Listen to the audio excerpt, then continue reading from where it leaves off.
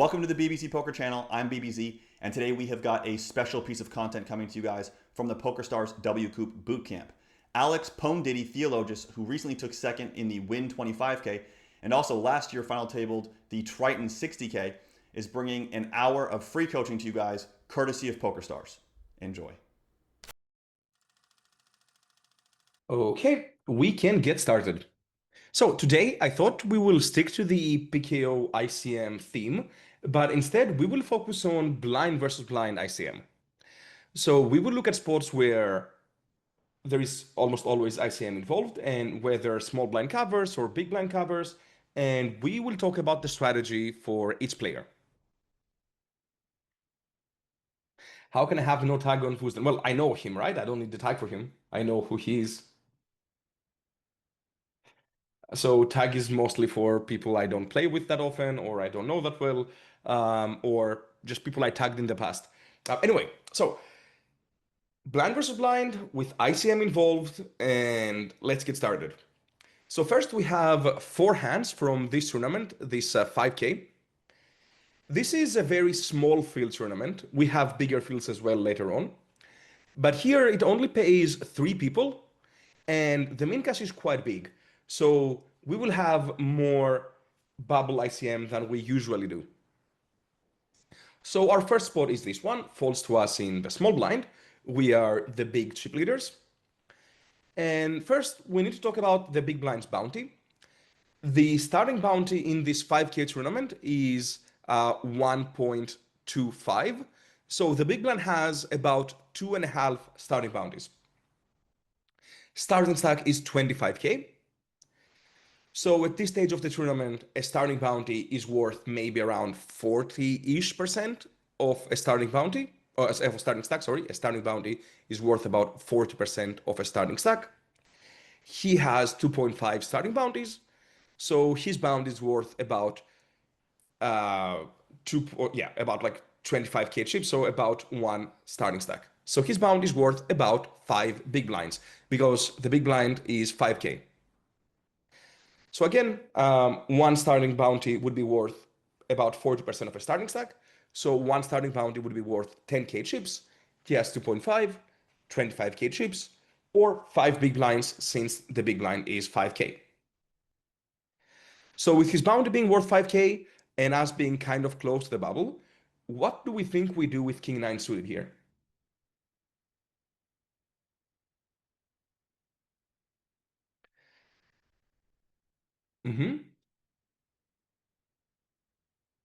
Okay, it looks like most of you want to jam. Some people say for raise call, we jam about 50% range.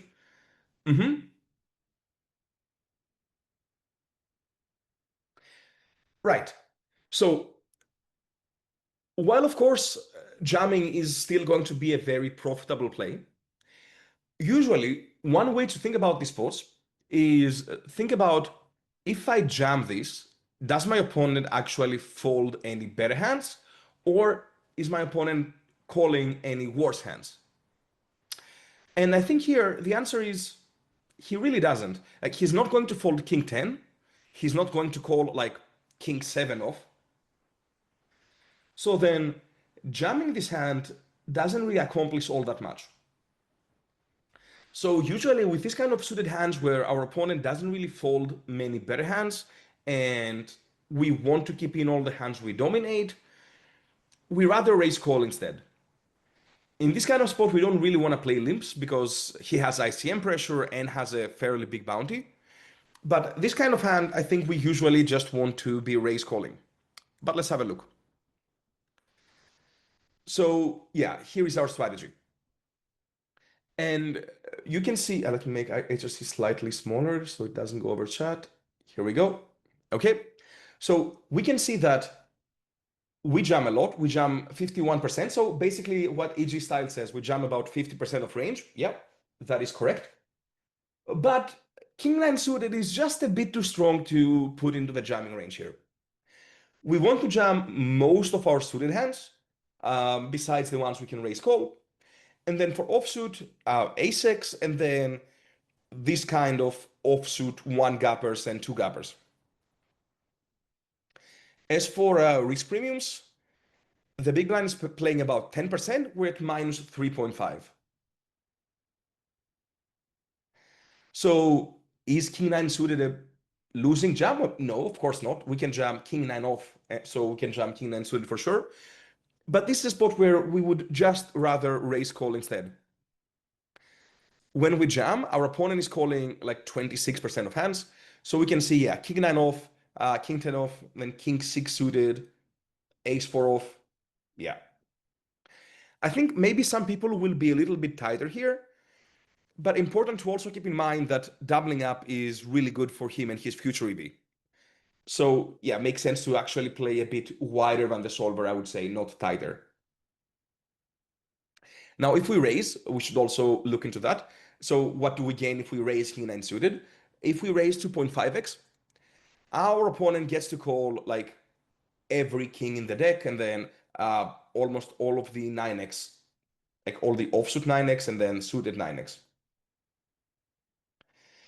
So we can see that raising actually accomplishes quite a bit. We keep in so many hands we dominate, and if our opponent jams, well, fine, we can just raise call, no problem. What would my raise size be, 2 or 2.5? I would just go for 2.5x, as I allowed in the sim. Min raise, I would need him to have way less. 3 big blind is too big. I don't think it matters too much. I would say when the big blind is playing 15, 3 big blind starts becoming a bit too big, because then we just get really good odds to call with the bounty included. So raise folding becomes a bit tougher. And we still want to raise fold a bunch of hands, right? We want to raise fold like queen 4 off and jack 4 off and so on. So yeah, I think in this spot, we just risk getting too good odds to raise fold. Okay, next spot, let's switch gears and let's look into this hand. So what happens now is we're on the stone bubble. We are no longer the chip leader, but we're still doing okay. And the small blind limps into us. The small blind's bounty is really big. His bounty is worth like 7 big blinds at this point, 6 to 7, because he's playing over 4 starting stacks. So his bounty is worth a bit over 40k chips. Big blind is 6k. So yeah, his bounty is worth around 7 big blinds. So his bounty is huge compared to his stack size. So first, I think small blind playing limps and jams makes sense. You want to jam a lot of your middling range, and then you want to limp the really strong hands and limp the worst hands UVPIP. So main question is, what do we do with pocket sevens here?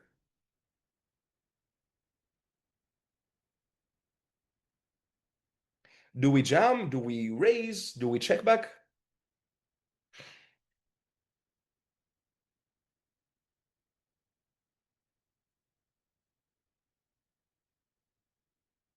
Mm-hmm.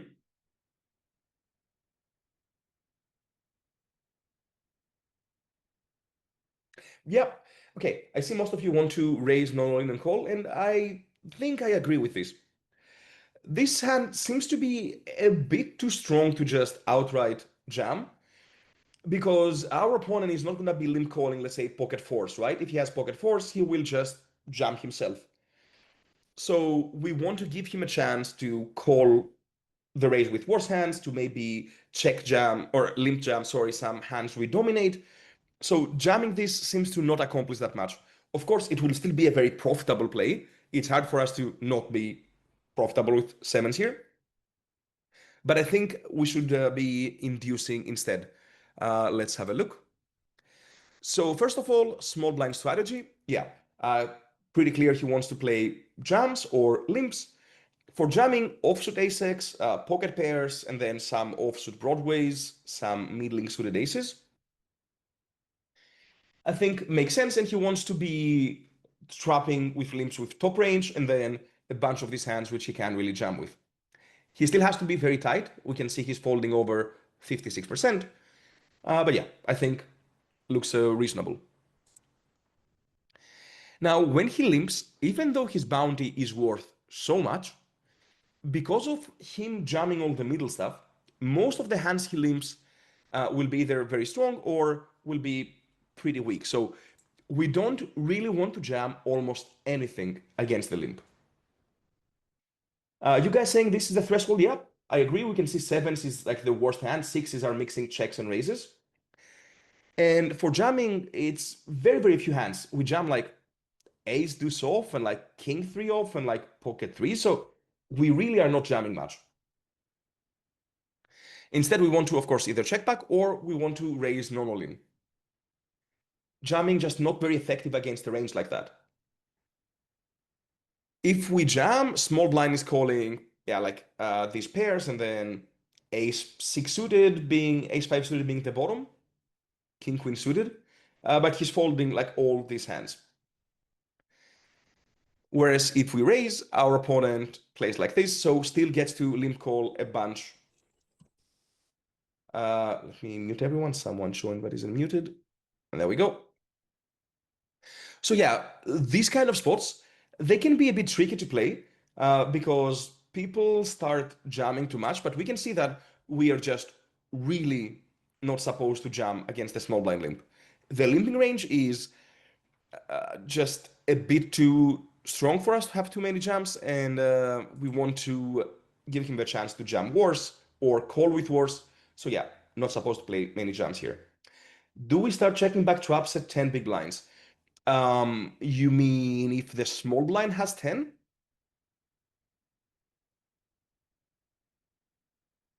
Yeah, so the problem then is that if he has 10 and his bound is worth like 7, he shouldn't play any limps to begin with. He should just play jam or fold. Because we would be getting such insane odds that he really doesn't want to build a limping range. Now, in a scenario where his bounty was worth less than 7 big blinds and he would play limps with 10, we usually don't really check back traps, no. With ICM, we always want to eyes or traps. So I don't think we would get to the scenario that you described, where we start checking back traps. No. Okay. When I run such spots on HRC, do I run it with CI target 3-5 or leave the default 10? Right. So the way we do this is, first of all, we run the entire tree at a fairly high CI. Like, it doesn't need to be 10. You can run the whole tree at like CI 50 or 60 or whatever, just so you can build the main ranges. And then you want to run the specific subset to a low CI. So for example, here, I would run the whole tree to like CI 40 or 50 or whatever. And then I would go to the small blind, and then I would run this specific subset, selected subtree, to like CI 1 or so. Yeah. Because we care about these subsets, right? We don't care about what the cutoff would open. That would be a waste of time for everyone to solve this when we don't care about it. Do I prune children and run selected tree? I don't really do that, no, because sometimes I ended up seeing very weird results as if this was somehow messing up the sim output. So I just avoid doing it.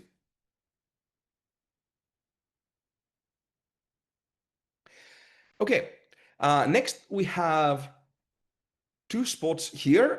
They are very similar with each other, so we can just look at either one of them. And yeah, it's not going to change too much. Let's look at this one. I will zoom in. Yeah, don't worry. Now we are in the money. And all stacks are pretty close. We cover the big blind, but you can see there's not a big difference. So the big blind's bounty is really small here. He has less than 2.5 starting bounties. So his bounty is worth less than 2 big blinds. So it's fairly inconsequential. So since it's almost the same spot, let me know what you do with h7 and then also what you do with queen 9 if you change anything in your approach. Both are pretty much the same hand, like same stacks, it doesn't really matter. So his bounty is worth, like, as we said, 2-ish big blinds, 2.5 big blinds. We have 1 for limp both.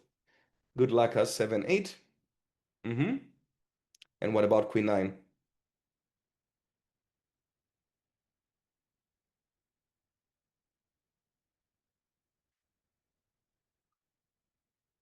How does it change our strategy? But button has more in the queen nine of hand. Not much, really. It doesn't really change almost anything.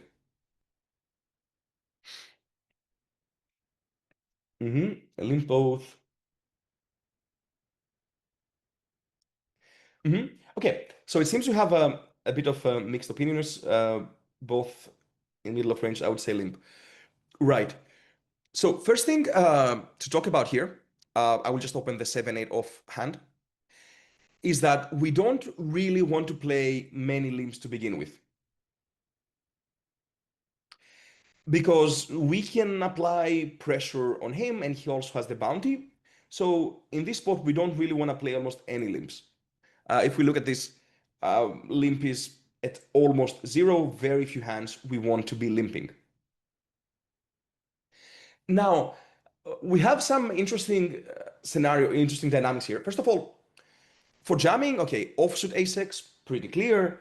Low pocket pairs, pretty clear. And then some of these strongish suited hands, also pretty natural jams. But we can see that we clearly want to jam 7-8, 9-8, 6-7, and so on. And then we clearly want to raise queen 9, jack 9, queen 8, and so on. Now, why does this happen? Well, again, we need to think of a few things. First thing being, how many better hands do we actually fold out when we jam? And then when we're talking about a hand like queen 9, do we really fold out that many better hands? Not really, maybe like queen 10 off, but even like king 9 off is starting to call. So jamming queen 9, we don't really fold out better. Okay, do we get called by worse again? Not really, like nothing, maybe jack 10 suited, one hand. So queen 9 doesn't get called by worse hand, doesn't fold out better hands. So then we can immediately see that jamming queen 9 really does not accomplish much here. Whereas jamming 7-8, well, we can fold out 9-8 and like 10-8 and jack 8 and queen 8 and king 8 and all the 7x. We immediately fold out way more good hands that way. Or not good, but like better hands than 7-8. At the same time, what about raising? Well, queen 9 has better blockers to raise, and by raising, we can still get called by hands we dominate. So by raising queen 9, we get called by queen 8, queen 7, like 9-8, 10-9, and so on. So we can also dominate these pairs post-flop and stack them off when we both hit a pair. So even though it feels a bit unintuitive to jam 7-8 but raise queen 9, if we think about it more deeply, we can actually see quite a few reasons why we would want to do that. If we raise and big blind jams, of course, we're folding queen 9. We're not raise calling it. But yeah, we very clearly prefer to just raise queen 9, jack 9, queen 8, these kind of hands, and jam 7-8, 6-7, and so on. We can again see hands like king 9 suited, king 10 suited. We raise call those. We don't really want to jam those for the same reasons we mentioned. So we can see in all of these scenarios that we want to jam hands like 7-8, 9-8, 6-7, but we don't really want to jam queen 9, queen 8, and so on. Whether it is this hand or this hand, we can see it's the same idea. So when we have these blind versus blind spots, very important to think about what do we actually accomplish by jamming. Okay, so these are the hands from this 5K, and now we can move on to other hands.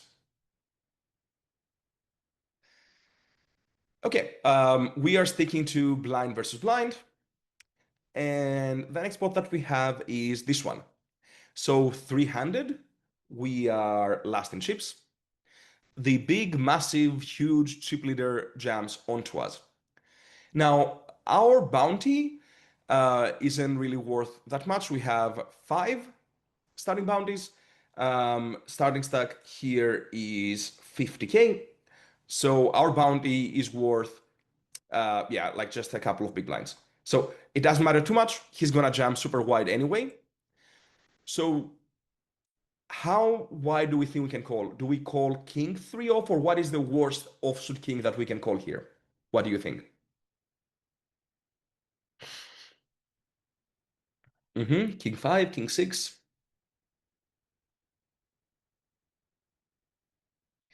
king 7, king 9, king 8. Okay.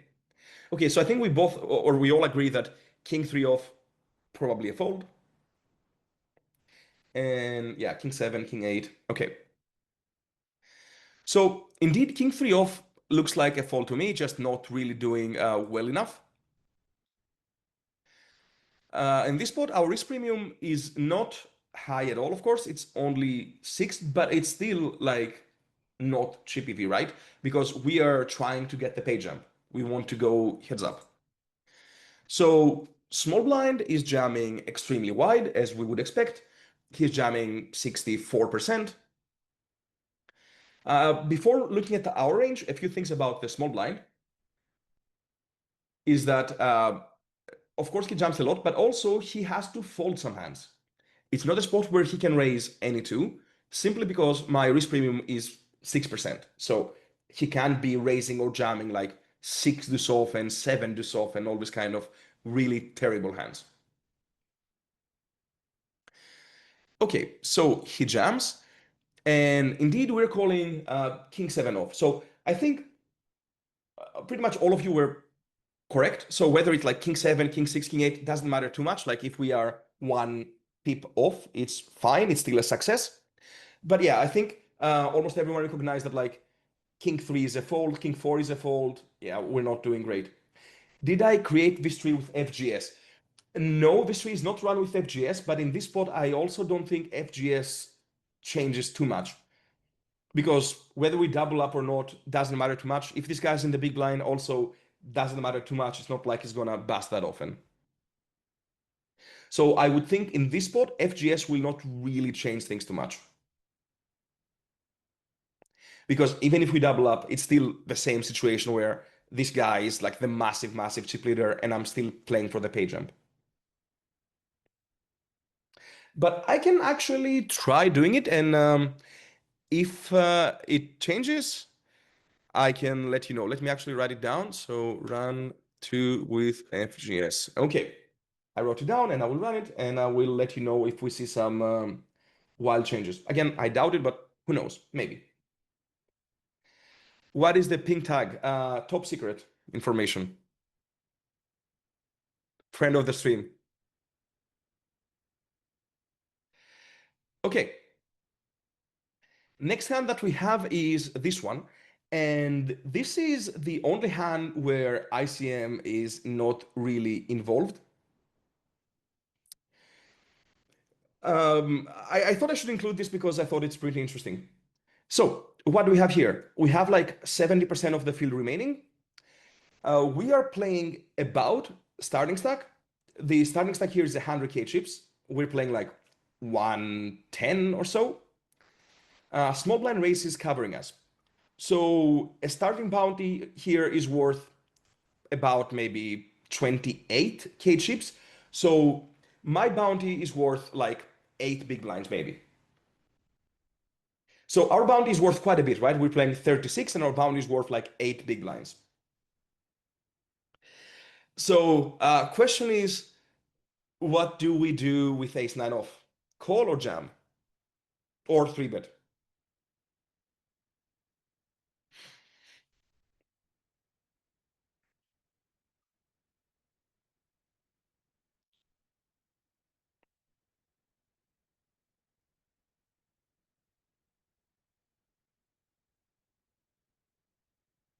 Mm-hmm.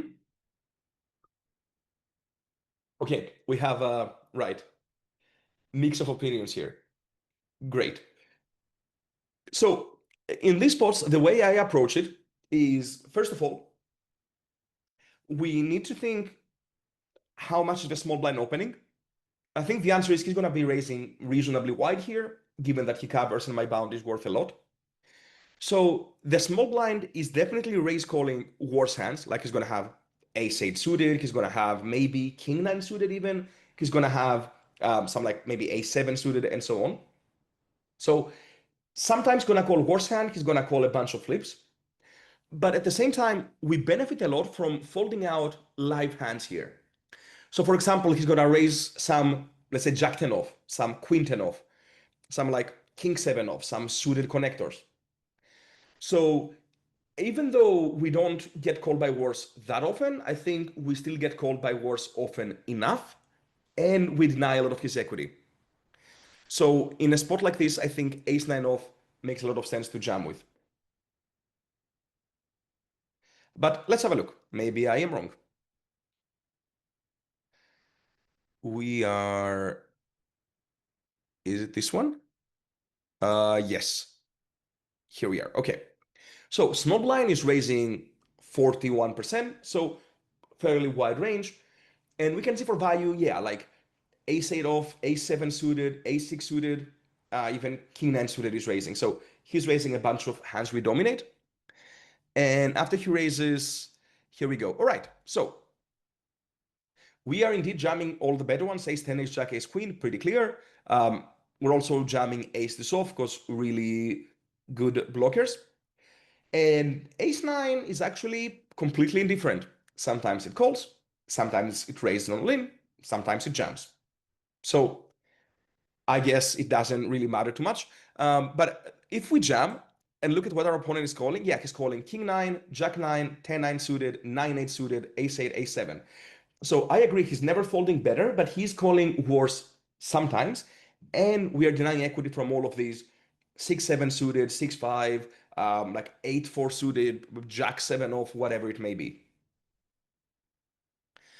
So yeah, I think this spot could go either way. For 3-betting, I guess we 3-bet call when he jams, or do we 3-bet fold? Okay, yeah, we 3-bet and hate our life.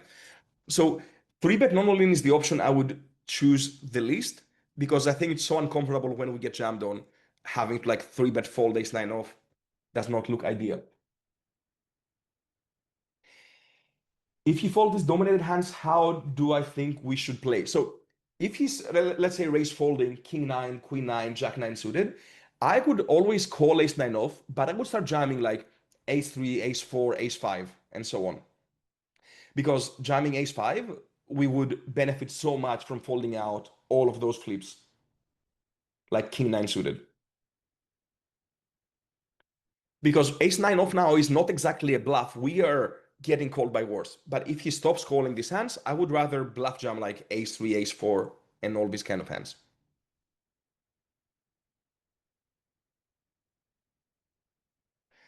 Okay, so to answer the questions first, see the response after our 3-bet. Yes. So when we 3-bet, this is his response. Indeed, he is shoving some ace deuce to ace 6 suited. He's jamming like, okay, ace jack off, tens, low pockets, seems, I think, reasonable. I would say that maybe in practice we see a little bit of overfolding. Like I don't think they're gonna raise and then call a 3-bet with jack 9 off out of position, or like ace 4 off. I think we might see a bit of overfolding against the 3-bet. So potentially a good spot to bluff, especially against players who aren't that sticky. Like having to raise and then call a 3-bet with jack 9 off out of position, or like ace 4 off, or like jack 5 suited. Yeah, I don't know. Doesn't seem that attractive. Okay, if we don't expect wide 4-bet jam and we have to fold, I guess we never 3-bet this, right? Yeah, I would not be 3-bet folding this hand. I would not be 3-betting this hand on all-in. It seems unintuitive and uncomfortable to me. I don't understand why we jam ace deuce, ace 3. Aren't we supposed to jam linear in PKO? Yes, we are overall for sure. But this one is a bit of a different spot simply because of how much denial in equity we need. Like just him folding 6-5 suited here and all these kind of hands is actually really good. But if we were, let's say, out of position, then we would not be jamming these hands, no. But here, against a very wide range, just denying the equity is very good. And we still occasionally get called by like king 9 suited, jack 10 suited, king queen off, this kind of hand. So it's not the end of the world either. But I agree, it doesn't happen that often that we jam these kind of hands. What does sticky mean? That calls a lot. People that don't really want to call the 3-bet out of position a lot.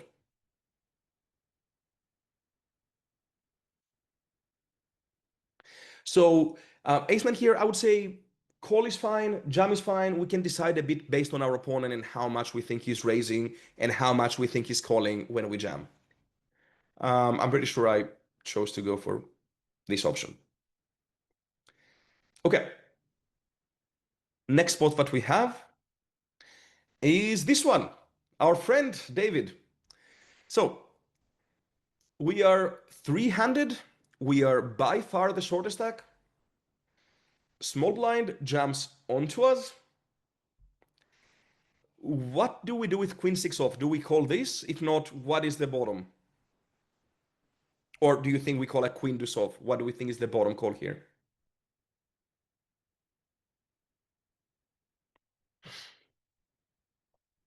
Still kings.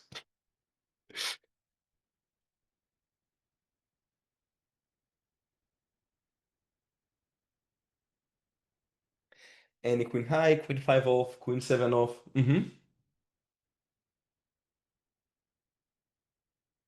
Queen eight. Okay. Okay, pretty mixed opinions here. Right. Let's have a look.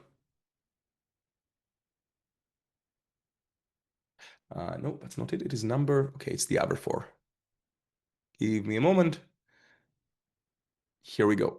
Right. So first of all, he is jamming almost any two. Again, risk premiums are not high at all, so he can't jam like 7 deuce off. This would just be losing. My risk premium here is like 2%, right? So I'm almost playing chippy V. So he cannot jam 7 deuce off when I play chippy V. And indeed, we call any queen here. We are very far away from button, so we just really need to double up, basically. We have very low chances of making the pay jump. So yeah, we are supposed to call any queen, like jack 5 off, 10-7 off, 9-6 suited, jack deuce suited. So yeah, it's a spot where we're supposed to go very wide. And again, it's key to understand that because the button has so much more than we do, we are playing pretty much chippy V at this point. So Moritz, correct that risk premiums are very low, but against a very wide range, we just have to call any queen high because the RPs are very small.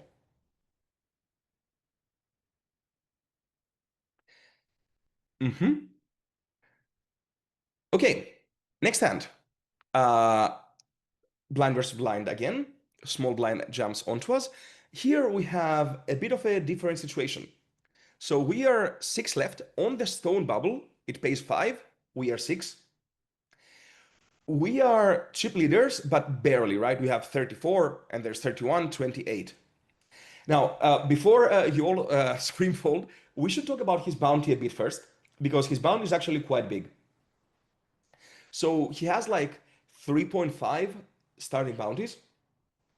And so this would be worth maybe like 35, 38, 40K chips. So his bounty is worth between 5 and 6 big blinds. So he's jamming 16.5, but his bounty is worth like 5.5, 6. Okay. I'm not saying fold is wrong, just that we should consider his bounty first before thinking about folding or calling. Fold dominated too often. A7, A8 off. Yeah. Maybe A6 off. Yeah, so I think here that, as you correctly pointed out, we're just a little bit too dominated with ace deuce off here. When he jams 16.5 on the stone bubble, he will mainly have ace-x and pocket pairs. So yeah, exactly. His jamming range will be pretty tight. So we will be doing just very badly against his jamming range. What Levan is saying is also correct, that losing this, we would go from being chip leaders to being one of the shortest stacks.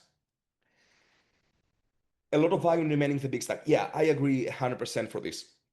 So first of all, his jamming range looks like this. And we can see he's jamming a lot of ace-x, pockets, yeah, like offsuit broadways. So roughly what we would expect. Risk premiums here, for him, it's 12. For me, it's -1. So I'm playing a bit wider than Chippy V, but the problem is this jamming range is just a bit too tight. So we are calling ace-7 off, ace-5 suited, like queen-10 suited, king-queen off, and any pair. Pairs are doing very well because flipping is like a big success for us. We really want to flip. But all these offsuit ace-X are just way, way too dominated. And actually calling ace-deuce would be losing a lot here. It would be losing like 1.4k, which is, if the buy-in is 5k, it's like a lot. It's a big mistake to call ace-deuce off. And again, what we need to think is that we are just so dominated here. Is our risk premium? No, we are at -1. We're at -1 and he's at +12.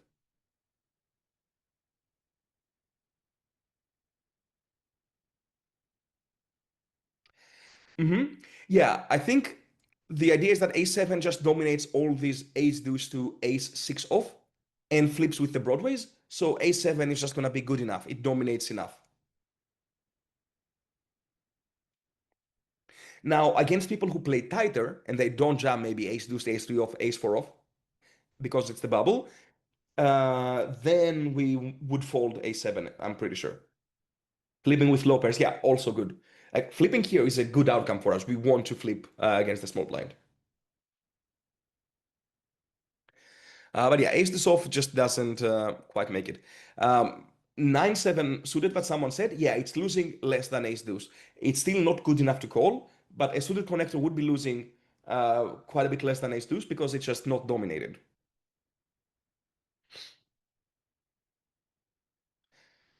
Okay.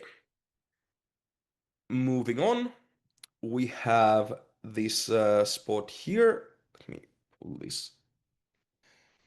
Okay, so what do we have here? A 10 left, so final table bubble.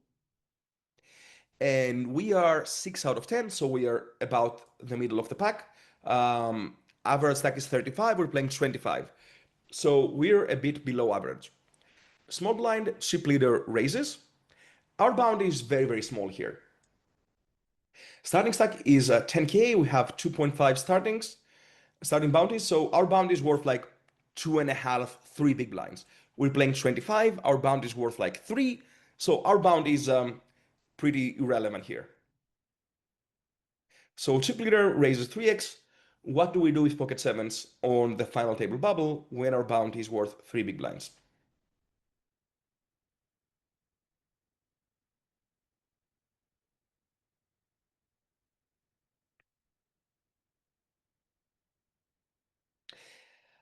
Yes, I think there is a rollback, but I don't think it matters much in our strategy because the rollback is always proportional.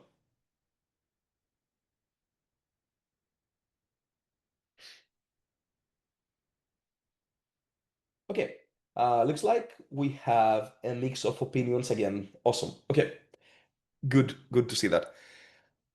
Now, my thought process before seeing the solver is that if this was a normal, like vanilla non-PKO tournament, I would always be calling pocket sevens and jamming like deuces, threes, and so on.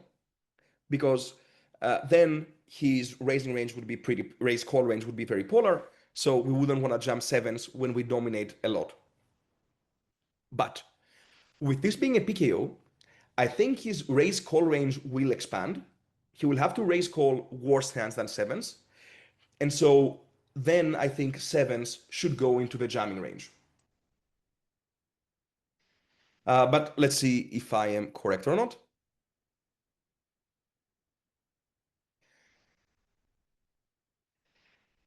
Okay, so first of all, his jamming range, we can see is very limited, right? So he's jamming only deuces, threes from pairs, and then a bunch of these middle suited connected hands.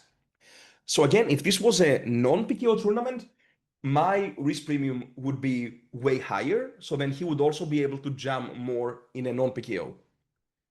We talked about this in the previous session, right? Where the big stacks in PKO ICM want to raise more and jam less because ICM pressure of short stacks is smaller. So when he raises, Here we go. We can see that we actually want to jam almost all our poker pairs, maybe like fives we can call, but jamming sevens is gonna be better because he has to raise call pocket fours, ace five suited, ace six suited, like all these hands we dominate. And we still deny equity from like jack nine off, queen eight off, and so on. I'm always correct. Yeah, it helps if I'm not cheating by watching the Sims beforehand. But no, like I ended up jamming in game also. The EV difference is gonna be pretty close. Like it's not like if you call sevens, it's some kind of crime. It's fine, of course. But again, the idea here is that he has to call worse hands. He raises also a lot of flips. Whereas again, if this was vanilla, then our opponent would be jamming a bunch of these flipping hands instead of raising them. So then jamming sevens against a more polar range would be even worse. Art asks, does population find these jumps on high stakes? I would say most of them, yeah. And I would also assume most people would jam wider. They would jam more ace-6, for example, maybe more poker pairs. Yeah. So I would say they probably find a bunch of these, maybe not like jack deuce, but a bunch of these, I would assume, yes. But I would say here, again, important to differentiate between the small blinds range when it's a PKO compared to vanilla. Because in a PKO, he will have fewer jams and more raises with middle parts of his range, so we want to jam. In a vanilla where his raising range would be more polar because he would have more jams, we would rather call this kind of middle pairs usually. So nice little distinction there.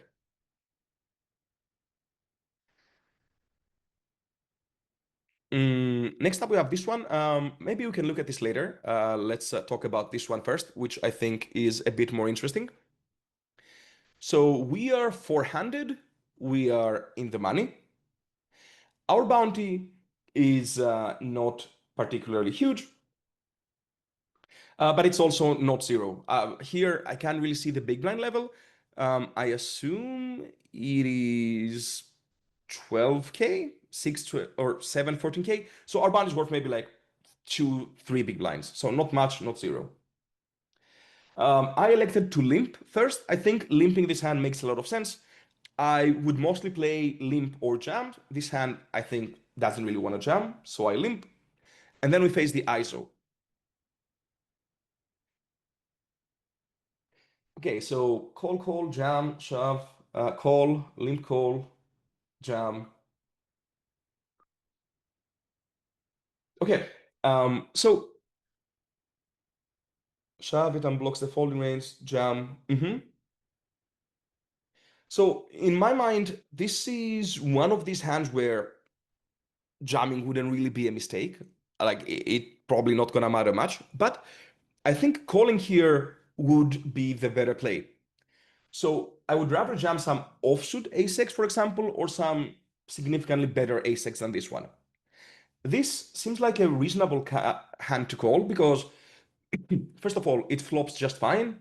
Suited ace, we can flop really well. At the same time, our opponent is probably not raise calling too many worse hands. Like I don't think he's raise calling ace four off, for example, or like ace three suited. I don't think he's raise calling these hands. So it's one of those spots where I think calling will just make a bit more, given how the raising range looks like. Yes, we jam most of them pre-flop, the offsuit a6, but I still think we are supposed to limp some. Don't we benefit if he folds life cards? Yes, we do, but I still think this is, let's say, a bit too strong to waste into a jam when he's not calling worse hands. But this is what I think. Maybe I'm wrong. We can see on the solver, because I don't want to talk too much if I'm mistaken. Not ideal. Is it this one? No. So it's this one. Yes. Okay. First of all, our strategy pre-flop, a little bit of raising, mainly aces, ace king suited, because our bound is not that big, and jamming, yeah, offsuit a6, low poker pairs. William, yeah, we want to jam most of our offsuit ace-x, but it's still going to be a little bit of limping with some of those in there. A6 suited is a pure limp, so far so good. And here is the big blind strategy. So yeah, we can see he's actually not really raise calling almost any hands we dominate.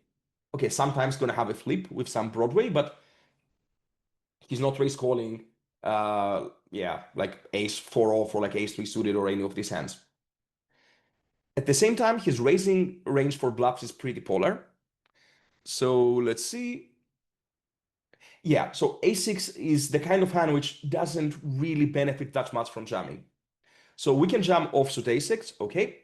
We can jam, let's say, ace-10 suited, okay. He's calling a lot of hands we dominate. But then these kind of low ones just really prefer to call because they flop pretty well and they don't get called by worse hands. Because yeah, to better visualize range, if we jam, this is what he's calling. So like a6 suited just doesn't really make sense to jam into this kind of calling range. Yeah, low suited ace is also pure call pre, yeah. And like both first in and also against the ISO. On ace high flops, you will double up. Yeah, for sure, because he's gonna bluff that a lot and he's gonna value bet like worse than ace highs. I agree. Okay, so let's have a look at this one. And I think this can be our last hand. So final table again. We are small blind. It's against the same guy, funnily enough. He has 27 big blinds. His bounty is, let's say it's a 3K bind, so 750. So he has about 4 starting bounties. So his bounty is actually quite big here. Yeah, I would say his bounty is worth maybe around 5-ish big blinds, something like this.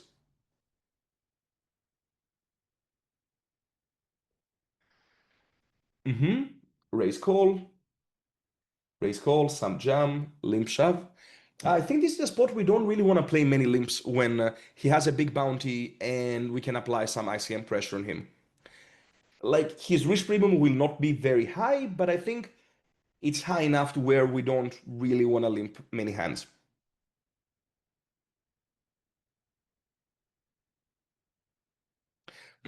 Okay. So here, first, I will say that I think we don't want to play many jams. As we said in PKOs, like we don't want to jam that much. We want to raise a lot, but we don't really want to jam. Okay, maybe a bit of limping, but mainly we want to raise and not jam too much. On the solver, let's see. Yeah, okay, so we don't want to jam much, but this hand specifically wants to jam. No, ICM pressure is not very high, but it's not zero either. So very little jamming, mainly raising, very little limping. For jamming, ace-8 off, ace-9 off, then like deuces, threes, and like 6-7 suited, 7-8 suited. Now, would playing zero jams here be a mistake? No, the EV is going to be extremely similar between all the options, but ace-8 does want to jam. Now, the reason we jam this ace-8, ace-9, and we don't jam like ace-deuce, is because when we jam, our opponent is calling some worse ace-x that we dominate and a bunch of flips. We don't want to jam ace-deuce, it's just a bit too bad. If we raise and our opponent jams, a7 off is actually a raise fold. Ace-8 off would be the worst hand we raise call if we raise it. But a7 is just a bit too dominated. I think if our opponent is very aggressive and he's jamming like ace-4 off, ace-5 off, or the low suited aces, then ace-7 off would become a raise call. Because it's probably going to be pretty close anyway, right? Yeah, it's pretty close. So I would say here, main takeaway, again, big stacks in a PKO ICM, not much jamming, much more raising. Of course, jamming this perfectly fine. We can see solver recommended. But as a strategy, we don't really want to jam much. Okay. And with that, I think I have to wrap this up for the next coach. Thank you guys for joining me. Thank you for being active. Hope you enjoyed the session. Best of luck and see you. Well, I don't think there's next. See you on the tables. Bye bye, guys. Thank you. Thanks for watching, and make sure to check out the rest of the PokerStars WCOOP Bootcamp in the BBZ Discord or on the BBZPoker.com website. Pwndidi is a regular in the BBZ Poker seminars, and he has also done another session in the PokerStars WCOOP Bootcamp. So if you're looking for more, make sure to check us out.